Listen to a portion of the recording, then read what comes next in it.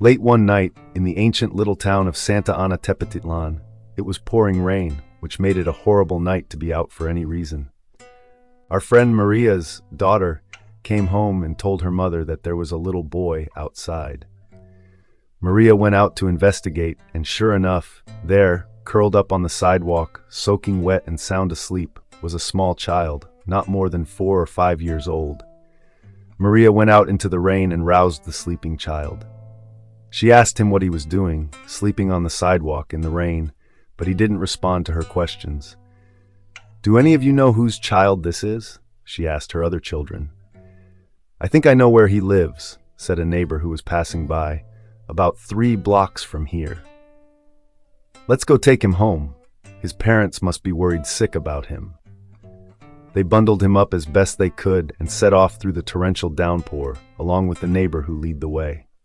Arriving at the house, they knocked at the door. There was no reply. They knocked again until finally a sleepy couple came to the door to see who was bothering them at such a late hour. The woman was very pregnant. "Yeah, what is it?" said the woman, agitated at having been woken up so late on such a stormy night. "I'm sorry, we're just trying to find the home of this little boy. Are you missing any children?" "Yeah, he's ours," she replied matter-of-factly, taking the boy by the hand and pulling him inside the house. Maria could not believe her ears. How could these parents just go to bed not even knowing where their little boy was? "Yeah, there should be a couple more out there somewhere too. Haven't seen them since this morning when they went to Mass. They'll turn up in the morning, they always do." The woman took her son and closed the door without another word. Maria and her children went home, trying to process what they just witnessed.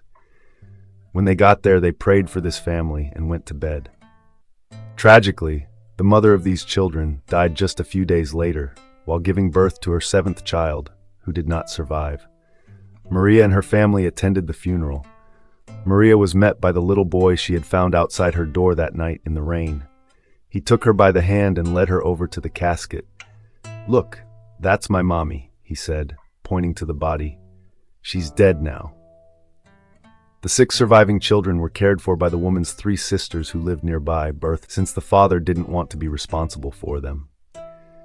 Perhaps they were actually better off being raised in separate households. I don't know their particular situations. Many of the kids you see on the streets in Mexico are homeless, but some of them actually do have families and homes, if you can call them that. Countless tragic stories like this one are all too common in Mexico. Maria, a new believer herself when this happened, is a beautiful example of what it looks like to love your neighbor as yourself, day or night, rain or shine.